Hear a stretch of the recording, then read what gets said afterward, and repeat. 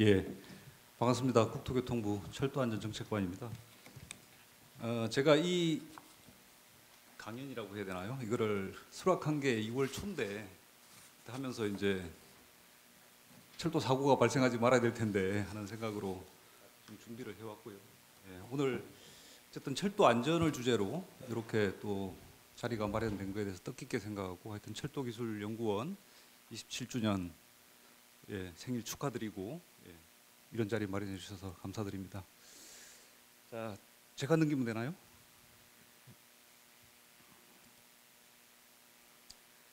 대략적으로 이제 철도 산업 현황, 그 다음에 이제 국내외 정책 여건, 안전 정책 방향, 그 다음에 R&D 주요 과제 순으로 이제 설명을 드릴 거고요. 아마 평소에 많이 듣던 내용도 있을 거고 그냥 전반적으로 국토교통부는 이런 것들을 좀 하고 있고 고민하고 있구나 하는 점에서 좀 참고해 주시면 좋을 것 같습니다. 먼저 철도 산업 현황을 보면 뭐 잘 아시다시피 철도라는 게 이제 영국에서 태동을 했고 제가 찾아보니까 이제 1820년도에 전기기관차가 만들어졌고 그 다음에 이제 우리는 채 이제 1900년도가 되기 1년 전에 이제 제물포까지 노량 서울에서 이제 개통을 했고요.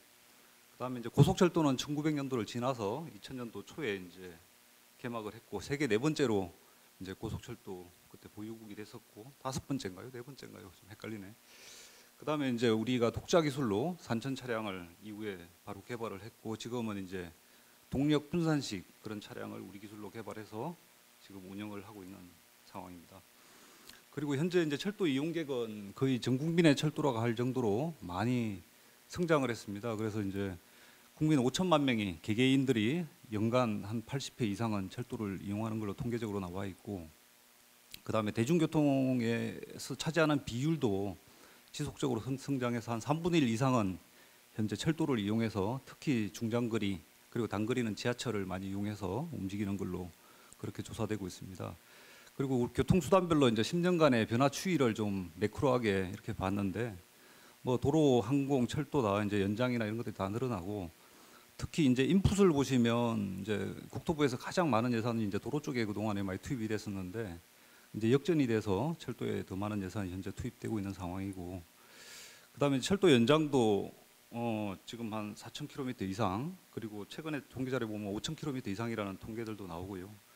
한 거 보면은 굉장히 많이 늘어났고 그다음에 잠깐 그거를 보시면 도로가 지금 11만 킬로고 철도가 한 4,200km 그러니까 비율로 보면 한 4% 됩니다. 4% 되는데 그 하루 수송하는 걸 비율로 또 보면은 도로에 한 15% 정도 이렇게 수송을 하고 있기 때문에 밀도로 보면 킬로당 보면 도로보다는 한 4배 정도 더 수송을 많이 하고 있다라는 통계가 이걸로 좀 잡힐 수 있고요.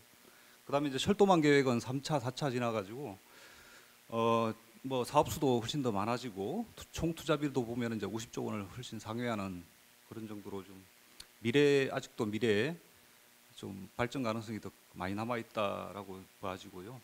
그다음에 5차 철도망 계획 이야기가 벌써 이제 나오고 있고 현재 뭐 GTX, 뭐 DF 노선 같은 것들도 현재 기획 연구 중이고 이걸 담아야 되기 때문에 올해 연구에 착수해서 보통 한 2년 정도 걸립니다. 망 계획 확정하는데 그래서 아마 2025년 정도에 아마 5차 철도망 계획이 확정되지 않을까 하고 지금 추정을 하고 있습니다. 근데 이제 철도 산업을 잘 보시면 이게 워낙 공공 주도의 이런 현재 산업 특성을 많이 보여주고 있고 특히 우리나라 같은 경우는 아직까지 이제 차량 쪽에서 해외 진출이 되고는 있는데 어쨌든 그렇게 활성화되어 있지는 않은 것 같습니다. 그래서 이제 공공에서 투자도 많이 이루어지고 파급력은 큰데 특히 차량 부품사라든가 이런 데가 너무 좀 영세성을 아직까지 벗어나지 못하고 있는 것 같다. 그리고 이제 특히나 매출의 대부분이 이제 100억 원 이하 그런 기업에서 그런 기업들이 한 80% 가까이 이제 차지하고 있고 그런 상황이고 여기 밑에 동그라미를 잘 보시면은 이제 철도 종사자가 한 6만 명 정도 되는데 요거는 이제 운영사에 계신 분들만 한 6만 명 정도로 추정이 되고 그 외에 뭐 차량 제작사라든가 이런 데 보면은 뭐 10만 명이 훌쩍 좀 뛰어넘지 않을까 하는 정도로 많이 종사를 하고 계시고 그다음에 유지보수 차량 대수를 보시면 뭐 키로당 0.14대 정도 현재 운영을 하고 있는데 요거는 아직까지 너무 인력 위주로 우리는 운영을 하고 있다는 통계가 좀 잡힙니다. 이게 이제 이탈리아하고 좀 비교해 봤는데 이탈리아는 우리보다 뭐 연장도 길긴 하지만 그래도 키로당 장비 보유 대수도 우리보다 한 4배 정도는 많더라 하는 사실들을 좀 알 수 있을 거예요. 그래서 조금 더 이제 자동화나 기계화 이런 게 좀 필요한 상황으로 보입니다. 그리고 해외 시장을 전체로 보면은 해외 수도 뭐 연간 굉장히 빠르게 뭐 한 4.3% 정도의 성장률을 계속 보여주고 있고 시장 규모도 한 257조 원. 이거는 아까 국내에서 그 잡은 통계하고 조금 다른데 요거는 이제 인프라 건설비를 빼고 순수히 이제 뭐 철도에 특화된 궤도 시스템 차량 이런 쪽에 이제 그 투자비가 한 257조 원 정도 연간 된다고 보시면 될 것 같고요. 그다음에 세계 시장은 역시나 이제 워낙 중국에서 많은 투자가 이루어지다 보니까 중국의 차량사가 제일 많은 이제 포션을 차지하고 대부분 이제 국내 기업입니다. 중국 같은 경우에는 그다음에 이제 알스톰, 지멘스 이런 기업들이 뒤따르고 있다고 보시면 될 것 같습니다. 그다음에 이제 철도연에서 열심히 노력해 주셔가지고 R&D 투자도 뭐 연간 600억, 700억 이 정도 수준에서 이루어지고 있고 LT라든가 이런 쪽에서 이제 성공적으로 수행해서 실용화도 좀 많이 되고 있는 그런 상황입니다. 그리고 해외 진출도 계속 이루어지고 있고 특히나 이제 그 이집트라든가 특히 이런 데 전동 차량들 위주로 많이 수출이 되고 있는 상황이고요. 특히 이제 2018년도 우리가 6월달에 OSJD 국제철도협력기구에 가입을 했고 회원국으로 가입했고 올해 이제 우리나라에서 부산에서 6월달에 그 OSJD 장관회의가 개최될 예정으로 있습니다. 그 OSJD는 특성상 이제 만장일치제로 이루어지기 때문에 회원국 가입도 뭐 쉽지 않고 특히나 이제 우리 북한에서 그럼 그동안에 반대가 심했기 때문에 쉽지 않은데 뭐 화해 무드를 타고 지난 정권에서 어쨌든 이루어졌고 이번에도 우리나라에서 장관회의를 개최하는 계기에 아직까지 협약은 가입되지 않거든요. 그 화물 운송 협약이라든가 이제 여객 운송 협약이 있어야 되는데 이게 곧 이제 사이닝이 곧 이루어지기 위해서 좀 노력을 하고 있다는 말씀드리겠습니다. OSJD 가입국이 동유럽 국가들인데 대부분 한 27개국 됩니다. 그 중에서 제가 이렇게 순위를 쭉 봤더니 우리나라가 한 11위 정도의 철도 연장 규모로 보면 그런 정도 지위를 가지고 있고, 근데 연장으로 보면 대부분 이제 러시아하고 중국이 거의 절반 정도의 연장을 가지고 있는 걸로 그렇게 나와 있습니다. 그다음에 이제 국내의 정책 여건을 보면 아까 말씀드린 대로 4차 국가철도망 구축 계획 만들어서 뭐 도전적으로 철도 이용 고속철도 이용객은 2030년까지 뭐 50% 늘리고 그래야 뭐 그다음에 이제 뭐 세계 최고의 출퇴근 지옥 아니겠습니까, 그죠? 그거는 출퇴근 시간은 어쨌든 50% 이하로 단축시키겠다 하는 그런 뭐 전략적인 목표를 설정하고 있고, 그다음에 해외 대외적으로 보더라도 이제 파리 협정이 발효되고 뭐 지지난해부터 우리가 탈탄소를 위해 가지고 엄청난 전지구적으로 지금 노력을 하고 있는데 이런 모드들이 계속되고 있는 걸 볼 때 철도의 미래는 어둡지 않다고 할 수 있을 것 같습니다. 특히나 이제 프랑스 같은 경우에는 아주 과격하게도 2시간 반 이내에 이제 고속철도가 닿을 수 있는 거리는 항공편 운항을 금지시키겠다 뭐 이런 것까지 법안이 발의될 정도로 우리보다는 조금 더 이제 그런 분위기가 많은 것 같습니다. 참고하시면 될 것 같고요. 이제 좀 약간 우울한 이야기인데 철도 사고가 근데 불행히도 좀 많이 늘어나고 있습니다. 제가 이제 철도 사고가 나면은 머리가 이게 하얘집니다. 머리가 아무 생각이 안 들고, 예. 그리고 한 달여간 거의 각성 상태로 거의 정책 이거 도대체 어떻게 해야 되나, 원인은 뭐며 이걸 방지하기 위해서는 어떤 노력들을 해야 되나 이제 고민을 하면서 이제 지냈는데 작년에 어쨌든 크게 큰 사고가 3번 좀 발생했었죠. 그것도 다양하게 KTX, SRT, 무궁화호 이런 탈선 사고들이 좀 발생을 해서 좀 바쁘게 지냈던 것 같고요. 어쨌든 요거를 좀 최대한 줄일 수 있도록 하는 그런 대책들을 우리가 고민해 왔고, 그동안에 이제 좀 비판들이 있었던 것 같아요. 우리가 뭐 차륜 탈선 사고가 발생하면은 차륜을 뭐 정비 주기를 단축시켜야 되겠다. 그다음에 이제 뭐 선로가 좀 장출이 일어나거나 하면은 선로를 어떻게 뭐 좀 유지 보수를 더 기간을 줄여야 되겠다. 이런 식의 이제 대책들을 많이 수립을 해왔는데 이번 1월 달에는 조금 이게 구조적인 접근을 해야 되겠다 해가지고 그런 방향으로 대책들을 많이 수립을 했습니다. 작년부터 좀 고민을 해오던 건데 이제 철도 안전의 중요한 기능 세 가지를 보면 근데 먼저 차량이 좀 튼튼해야 되니까 그 차량 정비가 이제 좀 중요한 부분이고 저희가 생각하기에 그 다음에 선로가 튼튼해야 되니까 유지 보수가 굉장히 중요한 부분이고 오늘의 주제이기도 한데요. 그리고 이제 열차들을 좀 안전하게 운행을 시켜야 되겠다 하는 이제 관제가 좀 중요하게 세 가지 측면에서 우리는 보고 있고 차량 정비는 지금 운영사가 다 하고 있는데 그러다 보니까 이제 제작사는 굉장히 그 정비 부분에 그 상황을 알고 싶어 해요. 데이터를 알고 싶어 하고 오늘 주제이기도 한데 그 데이터들을 조금 이렇게 소통이 잘 안 되는 측면이 있기 때문에 제작사가 좀 정비에도 참여를 하는 게 좋겠다. 외국에도 다 하고 있고 그런 이제 정책 방향을 가지고 있고 그다음에 유지 보수는 이게 돈이 굉장히 많이 들어갑니다. 근데 이제 너무 인력 위주로 하는 거는 좀 아닌 것 같다. 좀 효율화할 필요가 있다. 외국처럼 그런 생각을 가지고 있고 특히 이제 시설물의 생애 주기로 볼 때 그거는 이제 건설하고 유지 보수 개량으로 이어지는데 좀 너무 이제 유지 보수만 동떨어져 가지고 좀 이렇게 하고 있는 거 아니냐. 그래서 연계성이 좀 갖추어져야 되겠다는 게 이제 큰 방향으로 보고 있습니다. 그리고 보고 있고 이제 그 관제 같은 경우에는 이제 너무 운영보다는 좀 안전을 좀 생각한 관제를 할 필요가 있다. 관제 독립성도 유지될 필요 있다 하는 차원에서 이제 그와 연관된 것들이 10개의 이제 과제로 우리가 제시를 했고 매월 한 개 과제씩 우리가 좀 이렇게 대회에 좀 발표를 하는 그런 계획을 가지고 있고 첫 번째 과제는 좀 한 거 했고 지금 두 번째 과제 정도 좀 구체화해서 곧 발표할 그런 예정으로 있습니다.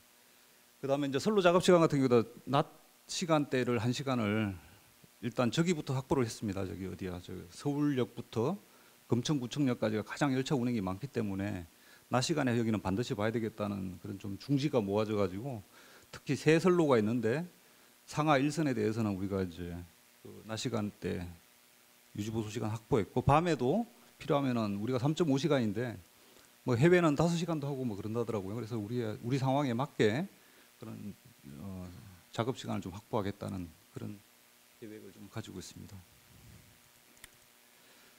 요거는 좀 내용이고요. 예. 그다음에 저희가 이제 R&D도 저희 안전정책관실에서 좀 의욕적으로 하고 있는데 요거는 이제 철도시설 종합정보시스템이라고 아까 이제 유지보수하고 좀 연관돼 있는 그런 주제인데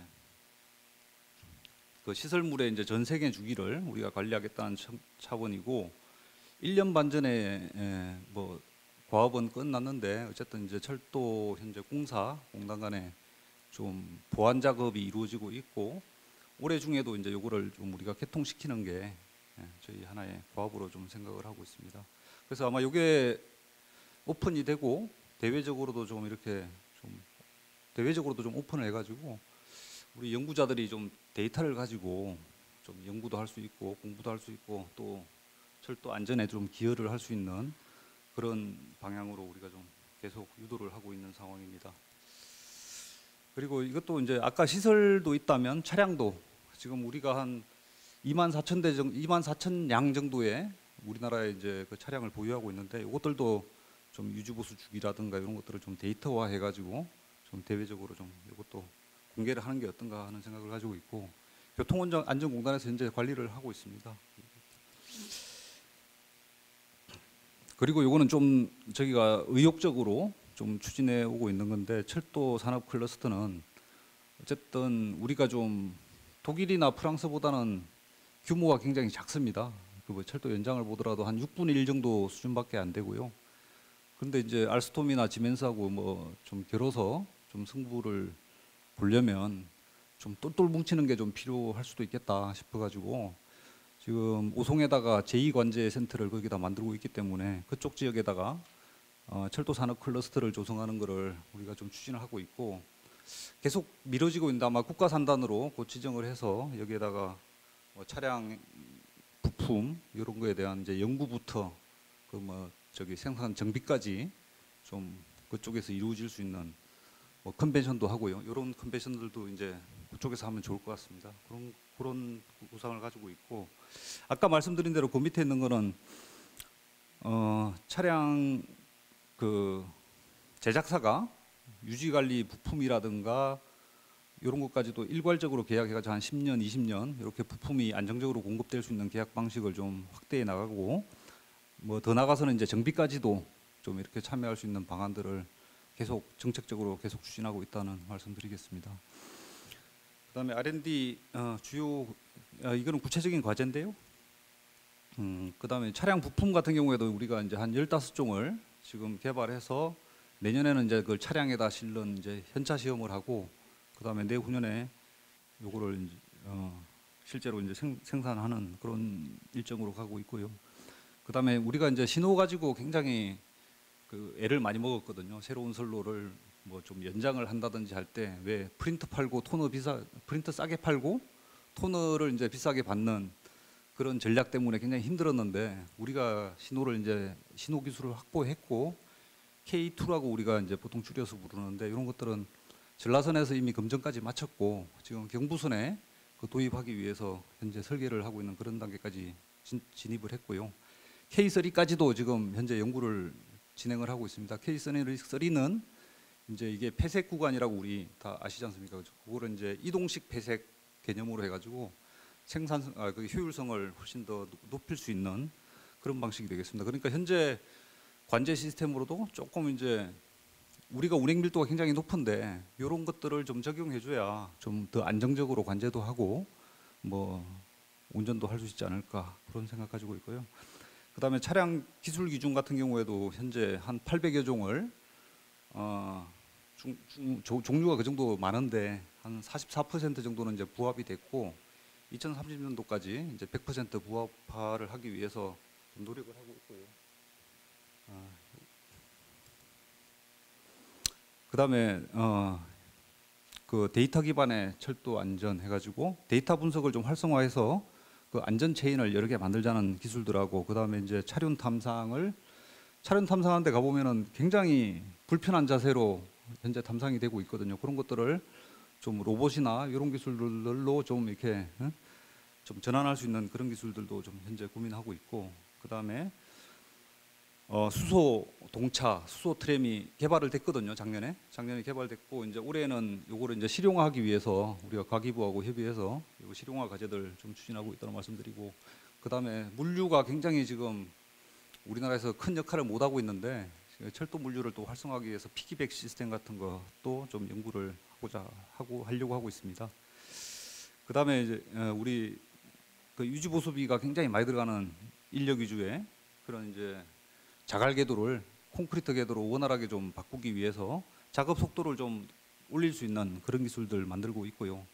그다음에 우리 부품사들은 또 이제 부품 개발을 해도 이게 뭐 쓸 차량도 없고 차량에 붙이기도 힘들고 하는 그런 애로가 많아서 그 시험용 차량을 아예 우리가 그냥 운영을 하자, 거기다가 새로운 부품들 만들어지면 계속 끼워서 우리 부품사들이 좀 활발하게 그 R&D를 할 수 있도록 하자 하는 그런 것들을 좀 추진하고 있습니다. 그리고 이제 마지막 주제인데요. 이거는 이제 하이퍼 튜브라고 왜 다 아실 겁니다. 일론 머스크가 뭐 한 10년 됐나요? 10년 전에 이제 좀 던졌다가 본인은 사라지고 이제 다른 데서 여러분들이 지금 연구를 하고 계신데, 우리도 여기에 보니까 이제 철도연하고 건설기술연구원 등 여러 연구기관에서 기초적인 연구를 해왔고, 이게 들어보니까 또 불가능한 것 같지도 않고 또 잘하면 진짜 훌륭한, 그리고 우리가 선점할 수 있겠다는 그 생각이 들어서 과기부하고 협의해서 도전 혁신형 과제로 지지난해부터 이거 좀 준비해 왔고요. 그래서 작년에 3차 공모에서 떨어졌는데 9월달에 냈다가 우리가 바로 재기획을 해가지고 사업비를 좀 줄여서 기초적인 기술이라도 먼저 확보를 하자. 처음에는 이게 1200km입니다. 그 시속이죠, 시속. 1200km는 이게 음속을 시속으로 저기 환산하면 1200km가 나오는데요. 항공기보다 이제 빠른 그런 속도가 되겠는데, 처음에 800으로 갔다가 지금은 한 200 정도라도 일단 우리가 좀 그걸 구현을 먼저 해보자. 아진공 상태도 우리가 좀 만들어 보고 그러려는 기술이고, 한 3,300억 정도 현재 기획을 해가지고 예타 대상으로는 선정이 됐습니다. 예타 대상으로 선정이 됐고, 지금 예비 타당성 조사를 올해 한 뭐 7, 8월까지 마치고 통과가 되면 본격적으로 우리나라에서 이게 공식 연구가 이제 들어가게 될 것으로 보이고, 세계적으로도 이게 관심이 좀 많은 것 같습니다. 미국 기업들이 많이 해왔는데 거기는 이제 민간 위주로 하다 보니까 이게 펀딩이 잘 안 되고 해서 좀 연구가 좀 지지부진한데, 우리가 좀 앞서 나가면 진짜 좋은 기술로 저기 되지 않을까 생각이 되고, 특히 이게 이제 가장 도전을 많이 받는 게 뭐 여러 가지 기술적인 문제도 있겠습니다만, 지진에 대한 문제라든가, 그다음에 이 아진공 환경은 우주와 같은 그런 환경인데 뭐 사고라도 나면 그 안에서 어떻게 좀 잘못되는 거 아닌가라는 이제 우려, 그런 기술적인 우려도 굉장히 많은 것 같고, 그거는 이제 우리 기술진들하고 좀 협의해서 좀 그거를 불식시켜 나가야 될 과제라고 생각이 되고, 그보다는 이제 조금 더 정책적인 측면에 우리가 좀 노력을 해야 될 것 같아요.